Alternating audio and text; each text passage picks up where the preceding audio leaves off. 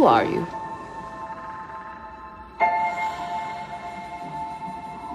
I'm no one.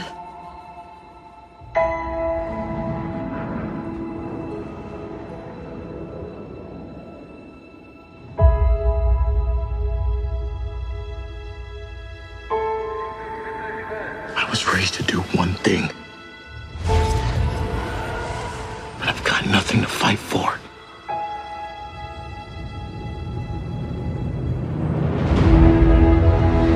Nothing will stand in our way. I will finish what you started.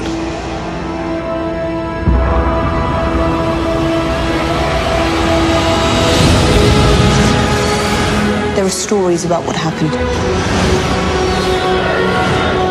It's true. All of it.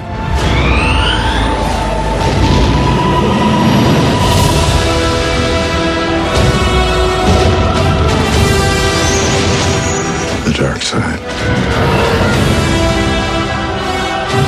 A Jedi.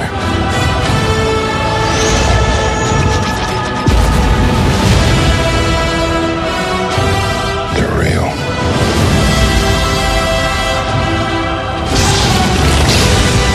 The Force.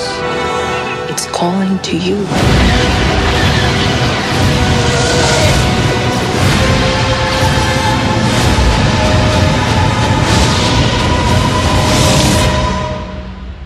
Just let it in.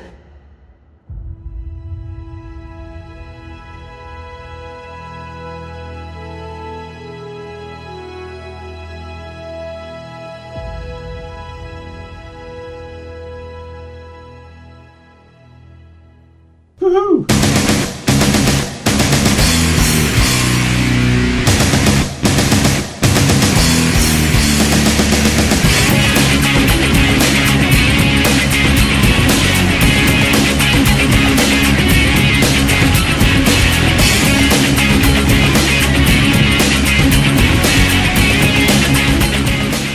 Okay, Hot Wampa episode nothing really, because this is a bit of a special. It'll be on the DVD, an extra. A DVD at the director's cut or something. The unfinished version. We put the call out on our social media, and we said, and we speculated ourselves that about the upcoming then Force Awakens trailer that drops on the evening of Monday the 21st or the morning of Tuesday the 22nd for us. Yeah. And we said we would have a go at this, so we have done.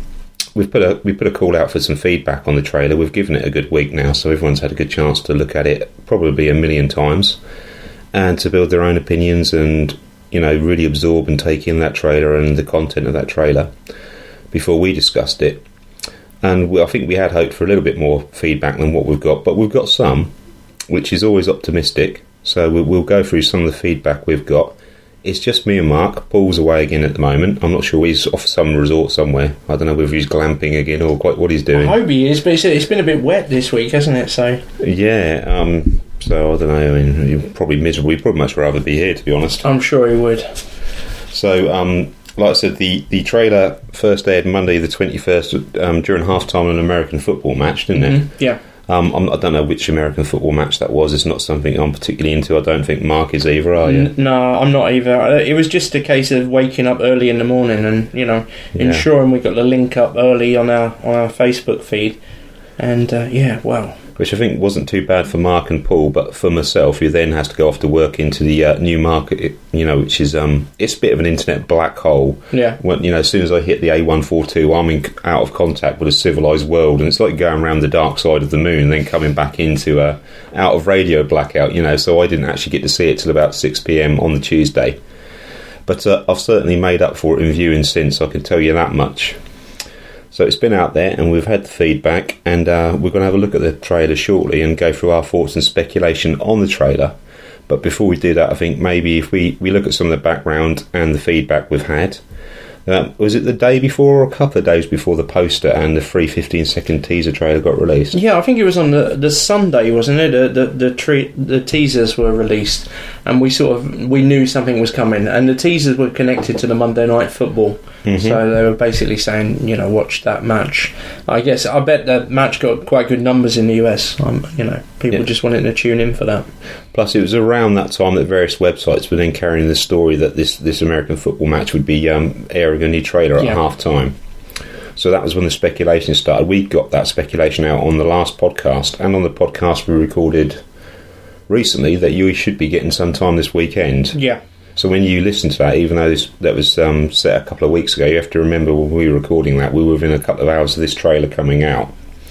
So our timelines are all over the place at the moment. We've got no official canon timeline on Hot Wampa. We're just kind of winging it till we're all back together and back on the normal schedule. We knew, though, that it was coming, didn't we? I mean, you sort of, even on, I think in that podcast you said, don't blame us, but, everything points to that, and indeed it did, so. I think we speculated it'd be around 80% certain, when we were proved right obviously we read the same sources as everyone else, but we were proved right it was coming. Like we said, we had the film trailer and the 3 15-second teaser trailers, and the poster all came out. So if we look at some of the feedback we've received on Hot Wampa's social media about the trailer, so we put the call out. Did you get anything through on Twitter about it, Mark? I mean, on Twitter, everyone was just really crazy about the film and the trailer, and I think we were just sort of needle in a haystack, really. Everybody was tweeting about it, so we got a few likes, and people realised that our speculation was quite close to the truth. So we weren't a million miles out. One thing I was doing last night when I was looking for various bits and pieces of audio on the internet to pull for future podcasts and what have you, was I was looking on YouTube, and a lot of people have posted their own reaction. They've actually watched the trailer for the first time at the same time as filming themselves with a camcorder, just so that they've recorded their own reaction to the trailer, and have like an inset in the corner with like the trailer playing in the corner that they've edited in later, just so you can see faces and stuff. If you go on the internet, it's full of stuff like that, which I don't know. I think it's a bit. Well, it's up to them, I suppose. But is it narcissism? I don't know. Look at me looking at myself, But I think I read something recently about a gentleman who was similar age to us showing the new Star Wars trailer to his young son, and obviously the older chap was interested in Han Solo, Princess Leia, Luke Skywalker, things like that, but the son was asking where are different characters from Star Wars Rebels and things like that that we talk about quite often, that he would have sort of been brought up with, really, that we and the Clone Wars that are quite modern to us, but obviously that's the canon for the younger generation. So it's a bit like with your parents, when whatever music you listen to is never going to be as good as your dad's stuff, in his opinion. And I'm sure one day with our own offspring we'll be the same way. But let's just run through a few of the comments we got back. This is from the Hot Wampa Facebook page. I think you got the trailer pretty much straight away, didn't you? As soon as I got up. As soon as you got up, before your cornflakes had a chance to settle.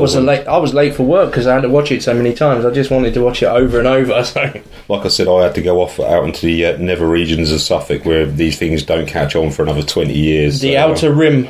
Yeah, like I said, once I come back round from the dark side of the moon, and Houston had radio contact back with me again, I was able to watch it, and I ended up sitting there. As soon as I got in, internet on, straight on my iPod, shoveling shepherd's pie into my mouth with one hand and watching the trailer on my iPod with the other. And that was literally how I experienced it. But you got it straight onto our social media that day. And I think your note accompanying the trailer was a fantastic trailer. It gives me goosebumps every time I rewatch it. And then Dan Cowley, which I believe is Paul's cousin. It is, yeah. Dan, he went to Ely College along with us as well, didn't he? He was, I think, a year younger than us. I don't know Dan personally. I mean, obviously we know Paul, but I don't know Dan. Yeah. He commented on that a little bit of "we" came out, ! Which you commented in reply, lots to mull over here, not just Dan's bladder problems. Yeah, that was a bit worrying. He's younger than me, and he's a bit of wheeze coming out. So it doesn't bode well, does it, for us? It doesn't, no. And then Dan replied back to that, just amazing, mate, cannot wait, I've had a wee now. So, I mean, that was a happy ending in the end, I suppose. Well, yeah, in one sense, yeah. It wasn't quite the disaster it could have been. I think it sounds like Dan's talking wet to me, personally. Oh, God. Then we put the call out directly onto the social media page for people to start getting their speculation and comments about the trailer in. And the first one that came in was from Dean Shepherd. He wrote, "Oh my god, goosebumps. I've watched it about 10 times already and never has a trailer evoked such emotion. These aren't tears I've just got. Something in my eyes, honest." I replied to that, "Thank you, Dean. We pretty much feel the same way, and it's a great start to getting some opinions in." Next up was our old friend and regular listener David Powell. "Disney are about to unleash the best movie franchise in history on an entirely new generation of people."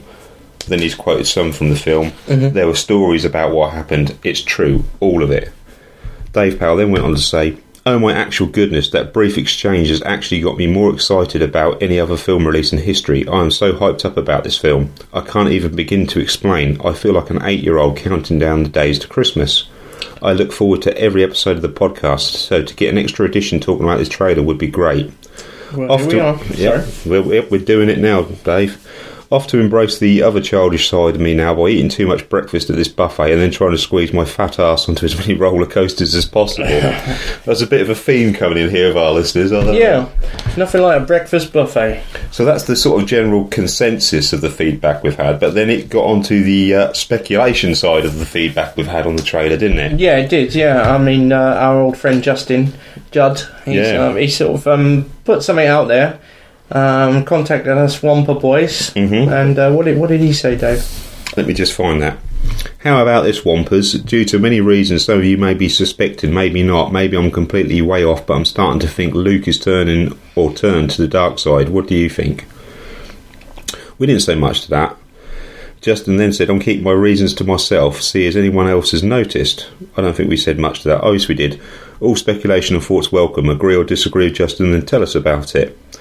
Next in came Andy Peck. He said, "I agree. I think he is the guy in a black mask looking at Vader's smashed helmet, so to speak." I put in next, great speculation, fellas. Then Justin came back. Justin Strawson. "Here's my hypothesis. Luke, while in exile guarding the Sith tombs, mind has been corrupted by the dark side, taking control of him, becoming the next Sith Lord, master and apprentice in a black mask. Or is he the one in the mask?" Then James Kirkup came in on top of that. "Luke is not in the poster. Kylo is. If it's true, spoilers will be impossible the day after the release." We replied to that, "Well, that is why we're going to see it at midnight on the 17th of December.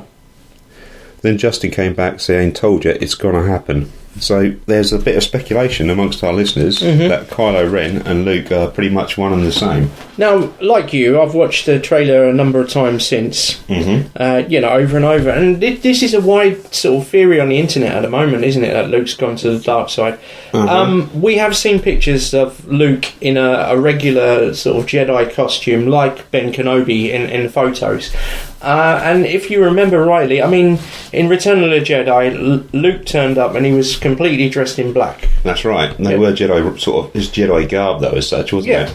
So, the thing with Luke, if you see him, if it is him indeed in the trailer putting his hand on R2-D2, which we're pretty sure it is because he's got the robotic arm and everything, you can see that the robes beneath are kind of like a cream colour, and I mean, a lot of people saying it's Luke fighting with Finn at the end in the forest. Definitely not. I mean, if you look at the size of the person he's fighting, it's Adam Driver. It's definitely Adam Driver. You can see by the long hair and the height of the, and I think you said about that, Dave, about the height. I actually, because this speculation was going up, and obviously I can remember, I mean, Mark Hamill was cast opposite David Prowse in the original Star Wars trilogy, and David Prowse is obviously quite a tall and intimidating man. Yeah.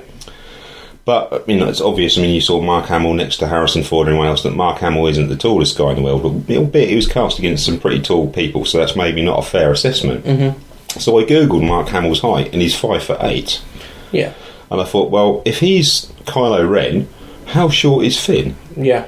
So I googled John Boyega's height. Again, 5'8". They're exactly the same height. Yeah. And yet there is a clear difference between the guy with the red lightsaber in the dark side gear that's advancing on Finn in the forest in terms of the height and what there is. They're not on parity, are they? No. There's a physical difference there to start with. I've also seen a post on the internet, I don't know how serious it is, but it's Mark Hamill sitting in an armchair and he's got like a written placard in like marker pen that he's holding up, and it says Luke Skywalker is not Kylo Ren, and that's from Mark Hamill's hand, literally itself. So that's interesting. Well, and also I think about 6 or 7 years ago we had In Conversation, and it was like a forum where you had Stan Lee, the famous comic editor, J.J. Abrams, Mark Hamill, Kevin Smith, several people in discussion. And J.J. Abrams actually said to Mark Hamill, wouldn't it be cool if Luke came back and he was Sith, or he'd gone to the dark side? And Mark Hamill, obviously famous for playing the Joker in the animated Batman film, said it's always good fun to play a villain. So, you know, people have picked that up again and put it on the internet to try to sort of push this one along, but I'm pretty sure, like we speculated and like Justin said, that he has been guarding sort of a Sith tomb, and he might be conflicted, but I'm pretty sure. Yeah, I've got a feeling. I mean, Luke has been deliberately kept out a lot of the advertising media here, isn't? Other than like you say, the piece with R2's dome, which obviously he's still cowled in his hood and shrouded, so you don't know definitively that's Luke, but I think it's a safe bet that that's Luke. Yeah. But otherwise, he's not in the trailers. He was in the behind-the-scenes trailer, obviously, because he did that narration for it. And he's not in the film poster itself. But I think he's been kept out deliberately, but I think he's going to kind of be... That's going to be the hero moment when we get reintroduced to Luke again. And that's going to happen, I reckon, at the end of this one. Well, I don't know if it's going to be at the end or whether he's going to have a more prominent role. I mean, I don't know. But if he has been away by himself in effectively a hermitage of sorts, with R2-D2 guarding or protecting some Sith tombs, you know, the guy's been by himself for how many years, and he's been exposed to dark side influences and temptations. Maybe he is a bit cracked up in his own mind. You know, he's not in safe psychological conditions, is he? So you know, perhaps he's going to come back in as a bit of a recluse, or a bit of a centric, or a bit of a strange character that has to come good again. And I think that'd be good for him to play that sort of character. Luke is a bit conflicted, a bit, you know, doesn't know where he really is in the world anymore, where he fits into this galaxy. And I think this film, personally, is setting up the younger characters. I think there'll be help, obviously, from Han Solo, Princess Leia, you know, old favourites. But I think we're going to see like a progression for the younger characters, you know, to maybe go and search for Luke. I don't know. I agree. I mean, they've obviously become involved in this. I mean, we see in the trailer Finn's TIE fighter crashing and him wandering off through the desert, don't we? And I assume Rey then finds him in the desert and helps him out in the desert, and that's how those two shack up. And then, for some reason, Han comes in and when you say shack up, Dave, I mean, well, team up, join up, you know. That sounds nice. I mean, Daisy's quite an attractive lady, isn't she? I don't know if you saw that. We put it on a Facebook page of the postal stamp. No, the moment that she actually watched the trailer. She was staying in a bed and breakfast with her friend, and her friend was filming her watching the trailer for the first time. And I think it's only about a 40-second clip, but it's really nice. And she's crying at the end, saying it looks so good. And, you know, for a young actress, this is a huge film, and, you know, it just makes us fall in love with her even more, I think. Well, I suppose, in all fairness, she's probably only saw the dailies and stuff during the production process. Yeah. She hasn't seen the edited, mastered, cleaned up... compiled version with all the music and everything in it, so it's probably just as new to her as it is to anyone else in that trailer format. But you can imagine that bed and breakfast, though, you know, just going in there, staying with your friend for the night, right, waking up early like a lot of us did, putting a trailer on, you know, and she got very emotional. It was just a moving moment, really. So yeah, check it out. That's on our Facebook page if you wanted to see that. Well, I've got another comment from Giles Hennebury, Gilo. I know him quite well. I used to play football with him. And he left a comment. He put, that's all 6 Star Wars films watched for the 1000th time. So after seeing the trailer, he just went back and watched every film again. He's really excited about this. He's going to watch it at the IMAX in Norwich at midnight on the 16th, I guess it'll be, won't it? Midnight? Yeah, well, 17th. Which is when we're going. Yeah, we're going to Cambridge to watch it. Yeah, I owe you some money for that. Well, that's right. We can sort that out nearer the time. Yeah. And so lots of people. I mean, tickets are running out quickly for this film, as you can imagine. People want to go and see it, and even though it's coming out midweek, a lot of people want to go to the midnight showings, and you know, I think the atmosphere will be great. There has been some warnings posted on the American cinema sites about going dressed as your favourite characters. Okay. Pretty much is about what weaponry you're allowed to take into the theatre. Now, on a serious note, there has been some, bad incidents involved in cinemas in the USA recent years, so I can understand that. But I mean, if you're going, dressed as your favourite character, I don't think there'll be too much of a problem. So it'd be nice to see some people doing that in the UK.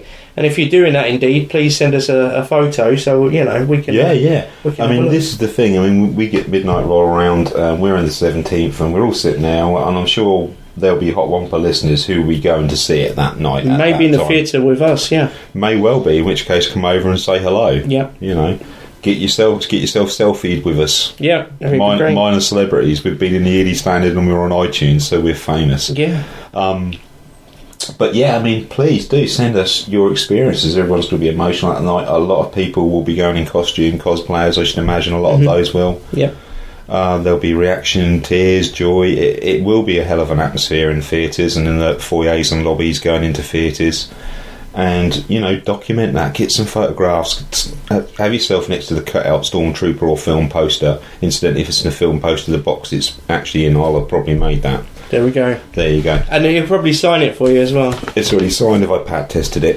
But yeah, so please do send us those photographs and write down your experiences, and when it comes around, write down what you think of the film and get it through to Hot Wampa, because I'm pretty certain we'll be doing something on the film around that time. Well, I've got my dictaphone. I would love it if I know you're going to meet me in Cambridge, so if you and Paul could record the journey from Ely to Cambridge and you two speaking about it in the car, and that'd be really good just to listen to the excitement and the build-up. I was thinking about that the other day when we did Back to the Future, because it dawned on me that the DeLorean had to reach 88 miles an hour in order to initiate time travel, and I was thinking it'd be no use having that thing on the A10. Yeah. Because you'd be 30 miles an hour short the whole time. I'd be lucky to get to 28 miles an hour. Yeah, 28 miles an hour.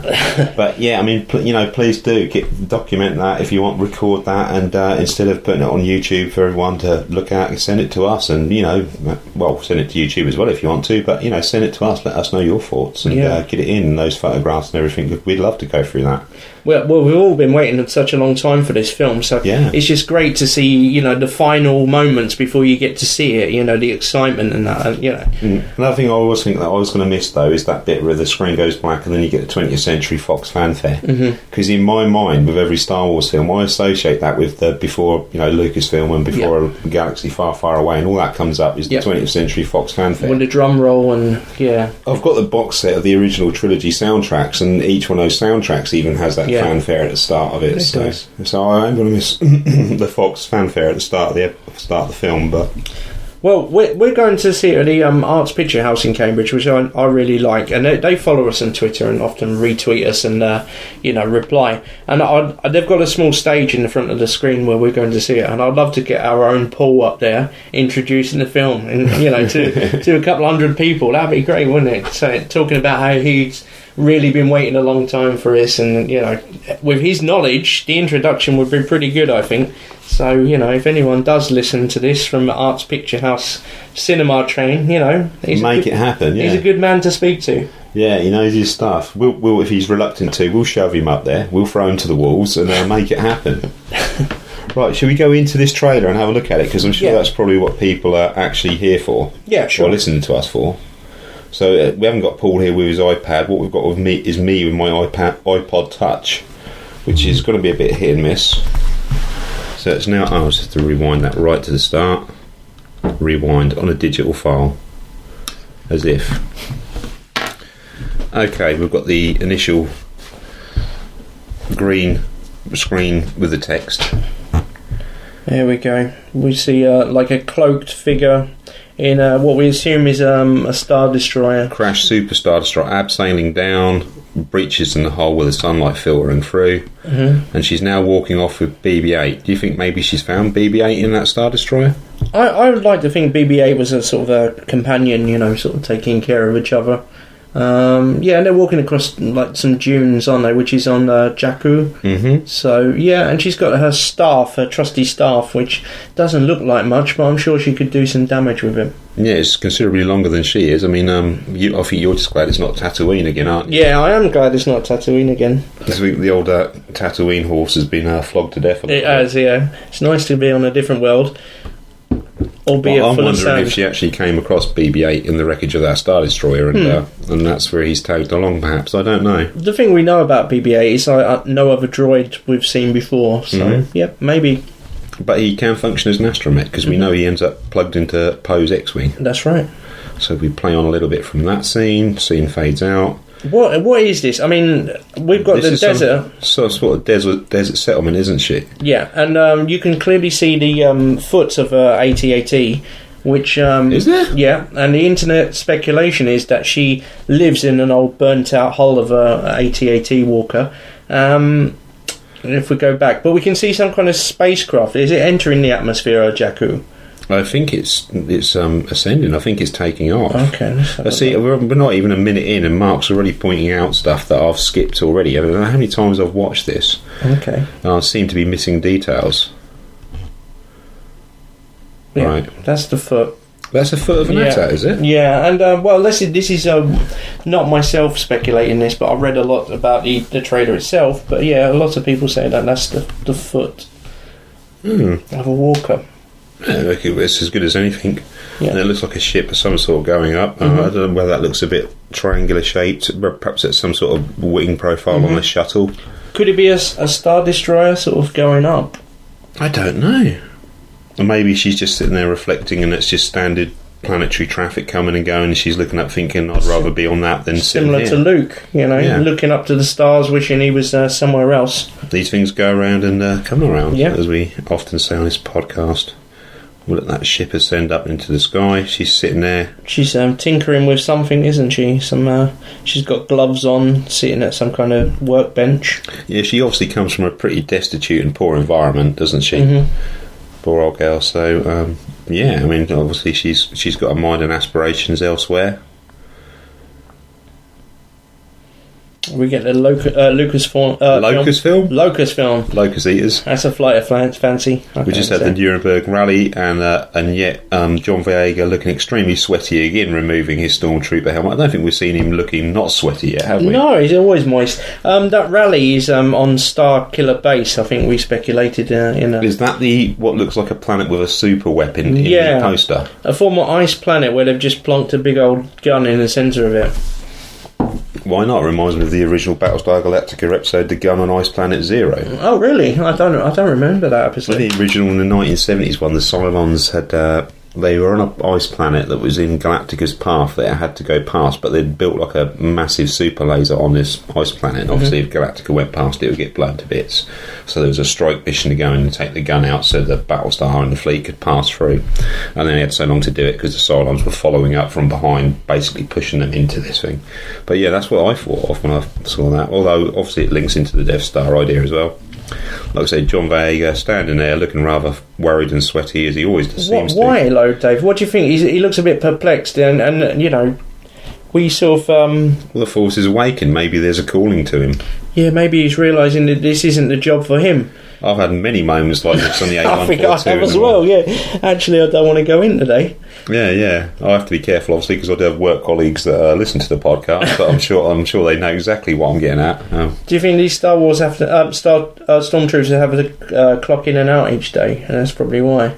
Possibly. Okay. I don't know. Okay, so the next shot we get is the troubled TIE fighter sort of heading towards the...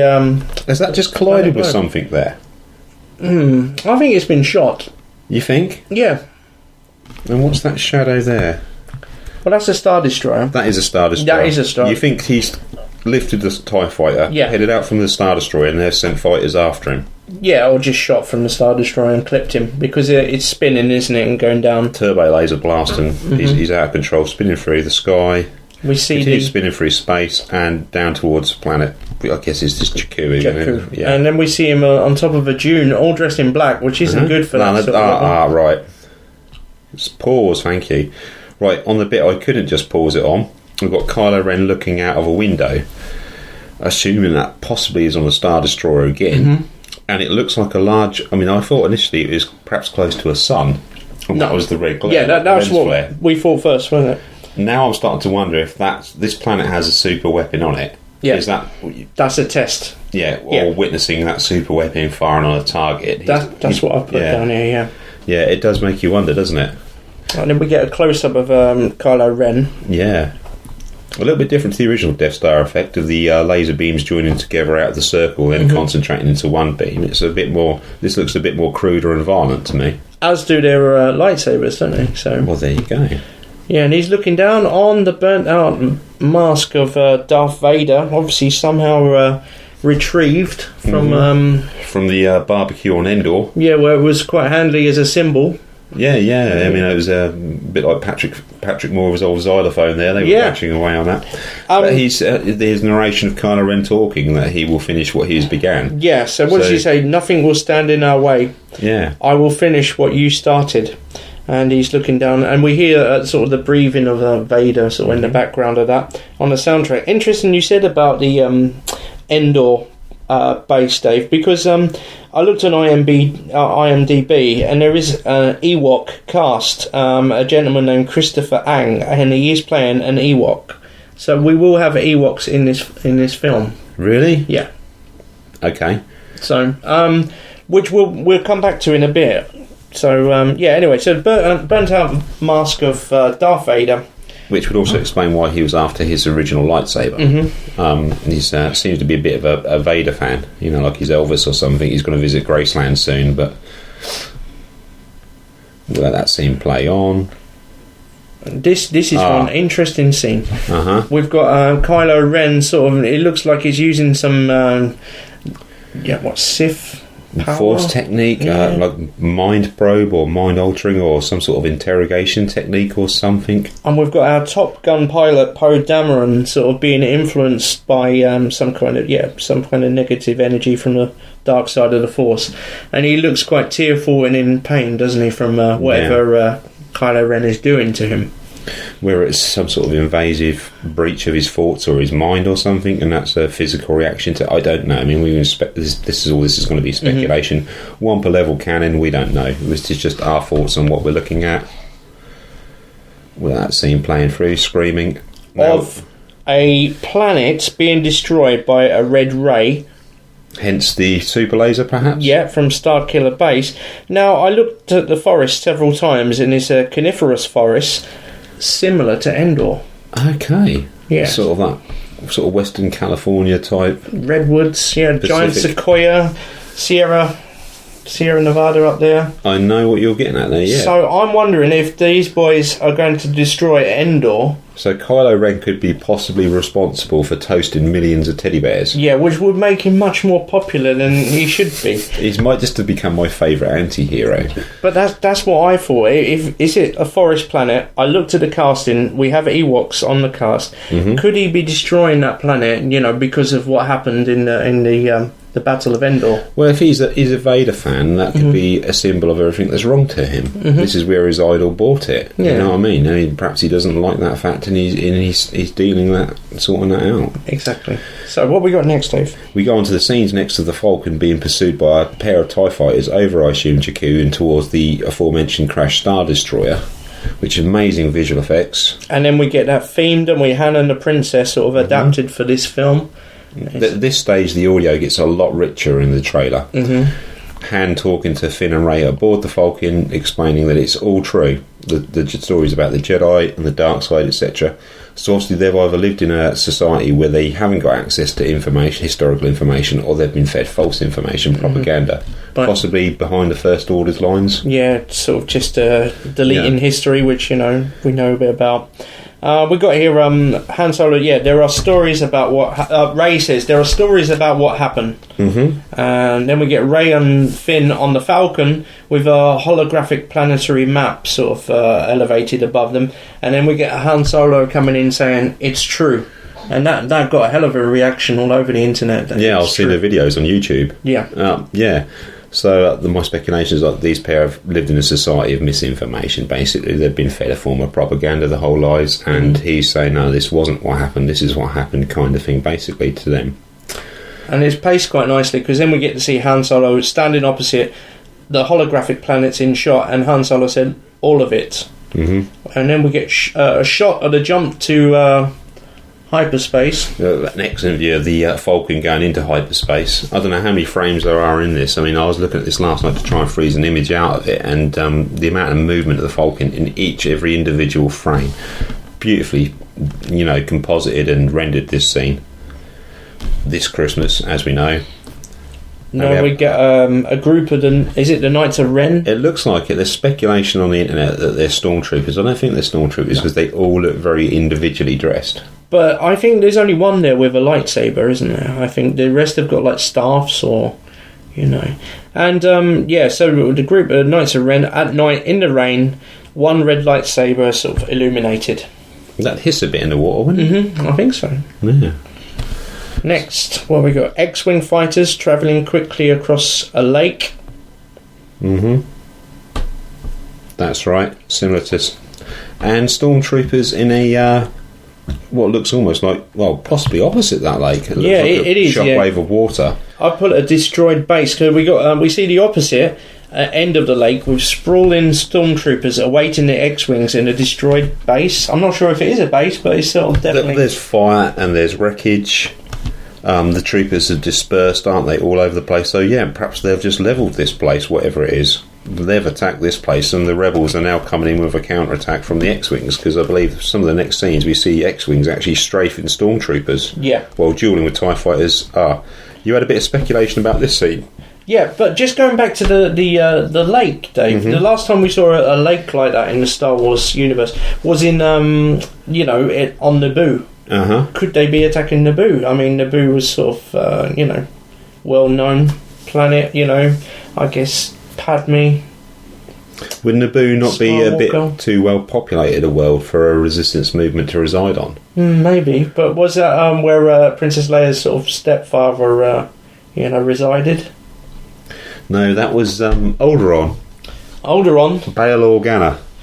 Alderaan didn't last very long, did it? No, we're getting back to super lasers. That's the way that one went. Looking in Alderaan places. Oh, God. Okay, yeah, so as Dave said, we got in-atmosphere air battles between X-Wings and TIE fighters. It looks pretty spectacular, because normally we see it in space, but it's great seeing it there. And then we get Poe Dameron, a resistance airfield, where he walks around his X-Wing and pats Finn on his shoulder. Mm-hmm. Now, my speculation, if you slow it down, you can have a look and you can see sort of Poe's expression is quite menacing, to be honest. It doesn't look friendly. And we got Finn looking at him like he's seen him before. And I'm speculating that maybe he saw him when he was a stormtrooper on that Star Destroyer and Poe was being tortured. Which leads me to wonder if Poe has a sort of a different mission given to him by Kylo Ren, kind of hypnotised or something like that. You just see if you can. Yeah. The face isn't like exactly happy or. Can you remember the behind the scenes trailer? Now, if you remember in that trailer, there was a scene where we see the character of Poe Dameron getting walked down a corridor by a stormtrooper. Yeah. In my own mind, and I might be a million miles off the mark, I don't know if Lucas has got his bugs in the room tonight, I'm speculating that stormtrooper was Finn, and that he was escorting a prisoner, and that maybe somewhere in that process he helped him escape. Maybe, because they've definitely seen each other before. You can see that look. That isn't. He had a moment of conscience, realised that what he'd been asked to do was wrong, and he helped him to try and escape. And then he realised that he was in the wrong. Well, not in the wrong, but that would then make him a fugitive in the First Order's eyes, and he was often a TIE fighter. Yeah. And I don't know. You're right, absolutely. I believe that's true, but I just wonder what Kylo Ren has done to his mind after seeing him torture him. I don't know. Maybe he pulled the location of this base. But one of the things, I've got the frame freezed in the moment, literally, where he taps him on the shoulder and they're exchanging a glance at each other. Obviously, they're very much in focus, and a lot of the people and the motion in the background is blurred. It's obviously going to be the camera work. But if you look in the back, this was filmed at Greenham Common, wasn't it? Mm-hmm. I mean, you can see the top of the Persian cruise missile silos here as part of the base. But how much matte or digital have they put in there? There's not mountains in the background at start with at Greenham Common. If you look to the left-hand side of the screen, you can see that shadow. That's not cloud, I don't believe. I believe that's mountain. Yeah. Or hills. You've got what looks like a sensor or a radar dish there as well. That's not there today at Greenham Common. So, I mean, they've obviously matted out and fleshed out a lot of the world around in the film set as well. I mean, it looks quite good. It does. What's up next? We get Han Solo speaking at this point, saying the Jedi, they're real. The dark side, the Jedi, they're real. Which, I mean, wasn't in A New Hope, hokey religions and all the rest of it are no match for a good blaster. He was the skeptic, wasn't he? He was the sort of atheist, agnostic kind of out for myself guy in life, wasn't he? He didn't believe in anything other than what he knew to be true. And now here he's almost like the wise one, telling the story of what was true, kind of thing. He is the Ben Kenobi of this one, isn't he? Yeah, he's sort of roles reversed. All of that audio and that narration we'll actually open this episode with, so by the time you're listening to us talking about it, you'll have recently listened to it again anyway, because I'll stick it at the start of the episode before the intro. We've then got the X-Wing chasing down TIE fighters in atmosphere again.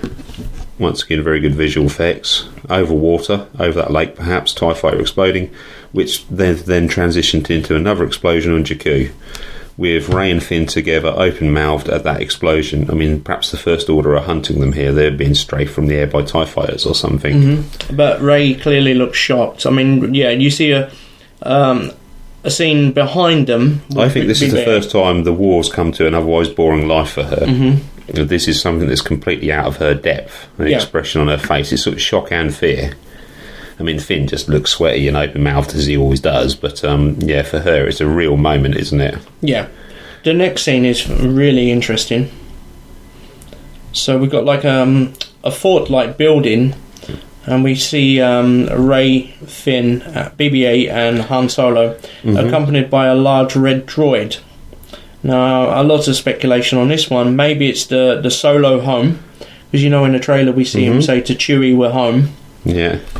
We've got lots of banners around this house as well, so I wonder if these are all members of the Resistance or putting their flags up around the house. You think so? I don't know, like letters and railings or something.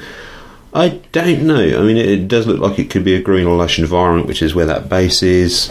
Like you say, there's some sort of utility droid to the side of the screen. I know that was built from an actual prop. It's not a rendered effect, that droid. Right. I've heard speculation about that on another podcast, and someone's seen the prop. I'm not going to mention the other podcast, obviously. But BB-8 is sort of looking up at that other droid. It looks pretty good, doesn't it, as well? I know, and a lot of these banners, there's a lot of different little tributes and Easter eggs in the banners itself.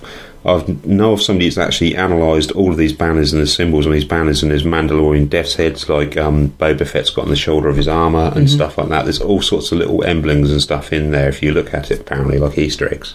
But it is a couple of seconds, so you really need to get in there, don't you, and have a good look.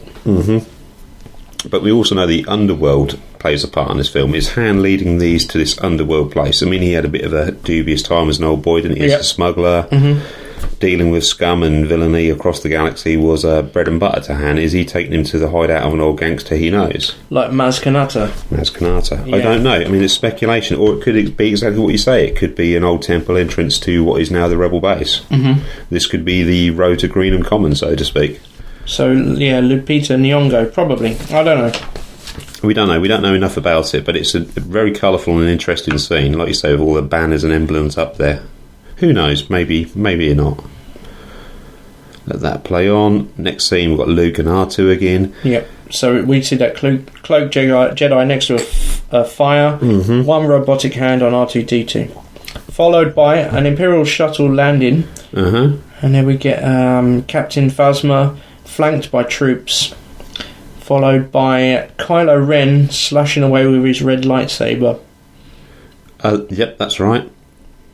And then we see a scene of Rey crying in a forest at night. What has she seen? Now, we've got to remember, she's spent most of her life, so we're speculating on Jakku. In a desert wilderness as such, not the most lush of environments.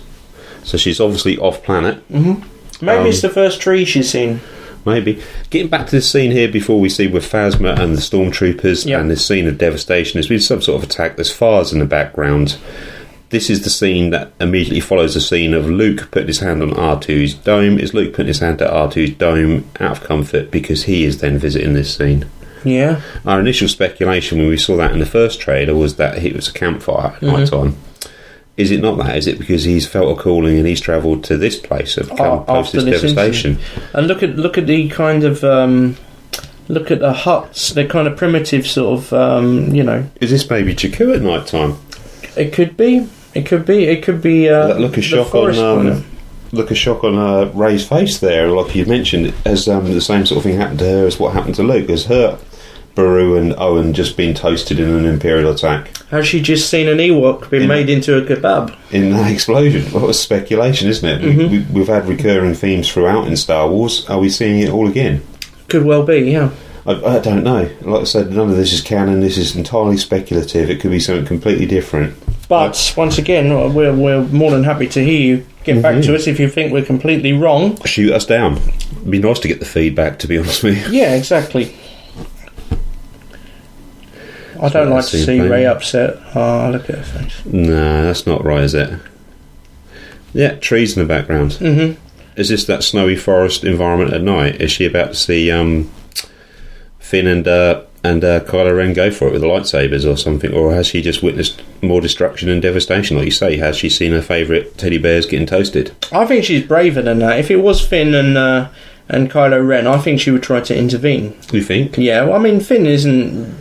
I don't think she's come as from brave. A backward background. She's going to be totally out of her league, isn't she? I don't think she's as brave as he is. I think she's brave. Sorry, more brave than he is. I think she perhaps is, but I think it's a bravery through naivety. He's obviously been involved in First Order operations. He's seen a bit of atrocity. He's seen a bit of warfare, perhaps against the Resistance. He's had to do things he doesn't personally agree with, like escorting prisoners like Poe Dameron. How do they know that he wasn't escorting him to be executed? Yeah, and that was when he had to change her heart. So he's maybe a little bit harder in his soul, and he's reached the stage where he's like, I can't do this anymore. And he's decided to do something more positive with his life. Whereas for her, the sort of life that he's experienced is perhaps a complete shock. She might have come from a relatively impoverished background, but it was a relatively benign and safe one, where she wouldn't have witnessed that level of violence and atrocity. All right, I'm going to go down the family route. Are either of these related to characters we know? You think so? I don't know. I'd like to think that Rey was the daughter of Han and Leia. No, because she wouldn't be living in rags on a backwards desert world, would she? Well, to hide her, like Leia and Luke were hidden. Well, possibly. I mean, we speculated initially early on that she is very Natalie Portman looking in some aspects, isn't she? Is Finn a Skywalker? Is he? He picks up the blue lightsaber and wields it. Is he Force sensitive? Force intuitive, yeah, possibly, but surely the lightsaber would be a weapon that you would have to have some sort of martial training in. Force sensitive or not, I don't know. General Grievous picked up several lightsabers in Episode 3, but he wasn't Force intuitive. But he was capable of wielding them. Exactly. I don't know. It seems strange how he's got that one, though, doesn't it? But we'll get to that in a second, because that comes up, doesn't it? Yeah. This is a good scene, isn't it? We got Finn, Chewbacca and Han Solo look like they've been arrested, but they slowly lower their hands. So is this kind of some kind of rescue operation? Possibly. Do they think they've been rescued by the aforementioned underworld or pirates, just to find out that that's Han's old mates, a bit Blando style, and like old buddy sort of thing, and they can put their hands down, they're safe again. Yeah. They're the underworld, but they're on our side. I don't know, maybe. He doesn't have him and Chewie, I mean, you can't really tell with Chewie, obviously, but he doesn't really have a look of worry or concern on his face, does he, Han? No, it's a more of surprise, isn't it? Yeah, there's a dawning realisation of some sort there. But I've also seen other stills from this where it's been cropped out, and you can, not on this particular scene on my iPod, but there is, if you let the frames play on, there is a piece where there's a stormtrooper right in the corner. Okay. I don't know if I'd be able to stop that. Nah, I missed it totally. But, back to Poe Dameron in his X-Wing. This is an X-Wing, you think? It has to be, doesn't it? I don't know.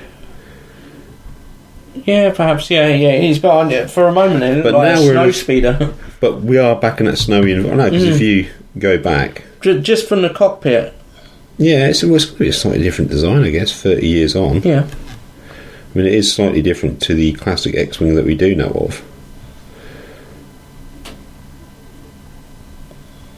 There you go, he's got a BB-8 in the astromech socket. Yep. Dueling with TIE fighters over a snowy, mountainous environment.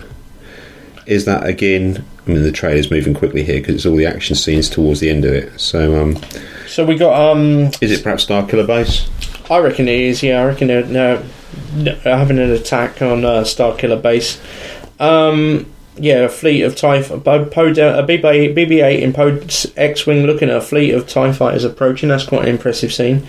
And then we get that, following that, some stormtroopers running down a ramp of some kind of landing vehicle.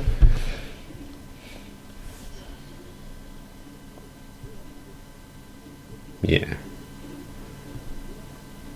How many ships are there in that scene? Lots. And yeah, running down a ramp of some kind of... What kind of vehicle do you think that is? A drop ship or something? Yeah. Yeah. Plenty of stormtroopers coming out of it. Then we get a shot of Rey holding a blaster of some sort in the forest well. She looks slightly more determined in the face here, doesn't she? Mm-hmm. She looks a bit grittier here, like she's a bit more confident and assured about what she's doing, or she's realised that she has to be this way as opposed to be shocked if she's going to survive in the first place. Do you think this is like the morning after? What, you think she had a bad party last night? I reckon she's got a hangover with that blaster, yeah. She's sort of... The guy who said he would never left the phone number and all the rest of it? Yeah, all that, yeah. Yeah, I've seen that expression before. There's moss on the ground and what have you, forests in the background. Stormtroopers getting strafed again, which is great. Kylo Ren turning around doing his force power, his force push, whatever it is. Now, the next shot after the Kylo Ren is clearly the Millennium Falcon on fire, flying through an abandoned Star Destroyer. I took a look at this. It's very short. But if you look, the Falcon is on yep, fire. Got it. So it's flying through it. Well, I don't know. There's the engine line behind the Falcon. You can see that.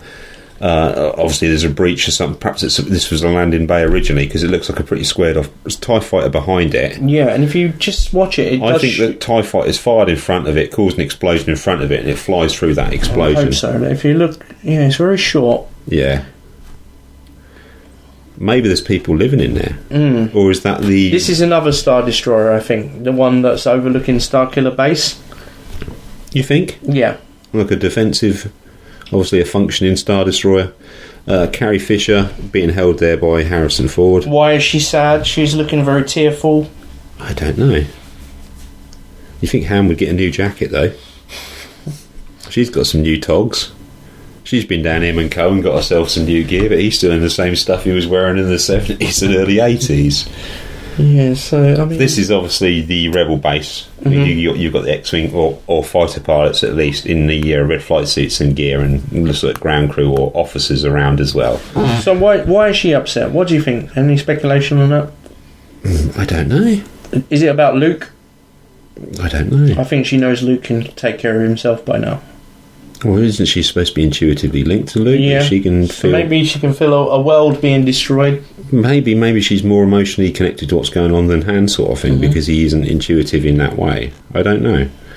He's holding it. Of course, John Vega igniting the lightsaber. Kylo Ren advancing in the forest at night. In the snow. In the snow. So, Kylo Ren helmet. That's not easy to say. How can I say it? Go on. Helmetless. Thank you. Bloody hell. Okay. Yeah, it looks like Adam Driver from the back. He's got longer hair, similar height to Adam Driver. Towers over John Boyega. Yeah, he does. He's considerably physically taller there, isn't he? At which stage the trailer actually ends, doesn't it? Yeah, and we get the voiceover from what we're assuming is Lupita Nyong'o, which says, "The Force, it's calling to you. Let it in." Is that audio from the film, or do you think that's just narration for the sake of the trailer? I think it's from the film. You do? Yeah. Do you think she's maybe some sort of old sage then? Some sort of Force intuitive old... She's been recognised as a pirate. Yeah, but that doesn't necessarily mean that she wouldn't have that intuition in her, does it? So maybe that's what she's doing now.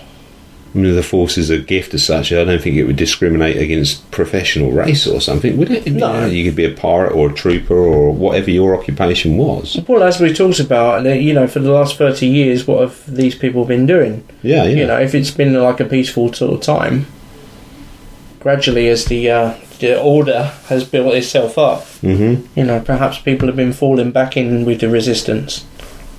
Possibly. I mean, obviously that political vacuum is going to be fascinating, like you say. It's got a lot to cover. It's going to have to tell us a lot of what's going on. Yeah. But that's the trailer watch through. Where are we on that now then? It's looking, well, it's still full of excitement, and each time I look at it, I see something new. So, I mean, that's all we've got for now. I don't think we'll get another one. One thing I will say is I am really looking forward to seeing it in the cinema for the sound. I mean, I've never been to the art cinema. It's great sound, times. yeah. And I have listened to the trailer on my iPod, but in my big old bassy headphones that I've got downstairs. I mean, they're very good headphones anyway, but listening to it, the actual sound work, the depth in the sound work, in the music and the score and the sound effects, more so than the narration or the lines in the trailer, outstanding. And I think that is going to contribute so much to the atmosphere once the lights are dimmed and we're watching the film in there. I can see tears in the audience, glimmering in the light of laser blasts, people getting upset, just taking them back to where it began, really. Yeah, I mean, oh God, I hope this thing isn't a flop, because we're part of the hype around it now, really, aren't we? And we've got our own hopes and fears in it. But yeah, I mean, I have immersed myself in that sound. There's two versions of the audio currently out there on the internet. There's the audio from the trailer itself and the narration, which this episode of Hot Wampa, this special, will open with. There's also audio out there of just the score. None of the sound effects, none of the narration in the trailer.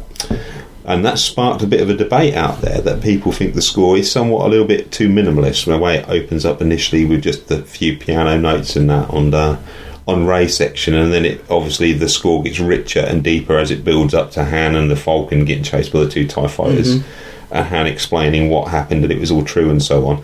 So there is obviously a build in the score, but there seems to be a lot of, it doesn't come straight in bombastically and hit you with a fanfare, that it's that kind of minimal build-up. There seems to be a little bit of, disenfranchised about that. People don't feel it's quite Star Wars. I mean, I like it.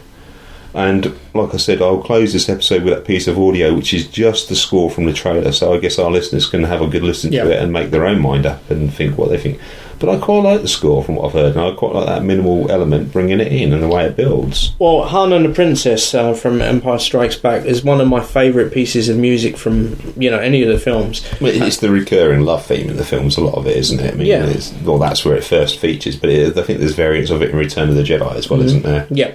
But for me, it was really nice to hear that again after so long, and I'm looking forward to hearing what they've done, and there might be small nods in the soundtrack, which is released on the day of the film. Is that right? I believe the soundtrack is due the 18th. Okay, so the day after we see it, yeah. So no spoilers on that. Well, not for us, possibly for our companions in the US who won't be getting it till the 18th. Don't worry, we'll tell you about it, guys. I know. Do you think we should do that? Should we do what they've done? I think we should wait until the weekend after and sort of... what they did with Battlestar Season 2, get straight on the internet and tell the world about it. Yeah. No, we won't do it. But we'll even delay any podcast release until after the official... it's gone out globally about our thoughts and speculations on it, cause, just in case we do spoil. But it won't be speculation by that time. That'll be our thoughts and reflections on the film. So that'd be a good night. That'd be Wednesday night. I mean, I'll be at work the day. We've got the Thursday and Friday off to... I might even go back and see it again. Who knows? Yeah, I could go and see it Friday afternoon or something like that. We'll see how I feel. But yeah, I mean, it's going to be a long day, but it's going to be quite a payoff at the end of it, I think, when we finally get back. It's a problem at our age, I think, Dave. Sitting there in the chair in the dark trying to keep awake. I don't know. I mean, can you remember when the special editions of the original trilogy came out and they got a theatrical rerun, didn't they, in the late 90s? 97, wasn't it? Yeah, I went to see them all again. I mean, I'd seen Return of the Jedi on the big screen when it first came out. Never Empire or New Hope, but I went to see all of them, those special editions, in the theatres when they were re-released again, and they were some quite late night viewing. Same with Phantom Menace. I came back from that. I think I saw that on a midnight screening. And at the time, I was in my girlfriend's car, had no brakes on it, and we went to Peterborough to see it. So we were coming back down towards, when we came towards Sutton at night time, towards a roundabout there, and I basically got round the roundabout by ramming it down a couple of gears to slow the car down. No, that was pod racing. Brakes on it, yeah. Yeah. And that was about 2 in the morning, or gone 2 in the morning. So yeah, that's more memorable to me than the film, I have to say. Yeah, it's one of those. It takes repeated viewing, really, and linking it to episode 2 and 3. I think, Phantom Menace is a bit like Marmite. It's a bit of an acquired taste. There's aspects of it I like. I don't know. I think a lot of people, the whole Jar Jar thing, well, jarred them, literally. Mm-hmm. I mean, I don't mind him as a character. It's a fantasy adventure, personally. But I think a lot of people, it's just getting back to the whole thing that fans that were children had grown up and their tastes were a little grittier or a little more real, and seeing Jar Jar, I think it literally did jar people. Yeah.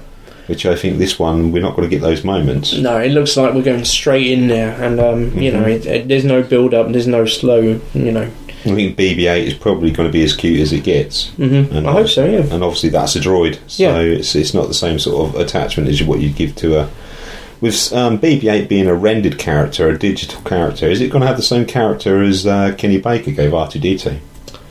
It's difficult to say. I mean... Because I always felt with the original trilogy that R2-D2 did have a personality. Yeah. That Kenny Baker did bring something to it. I mean, are we going to get the same from BB-8? I hope so. I mean, there's a sort of... companion droid. We know that Rey is close to this droid, and it'd be interesting when BB-8 meets R2-D2.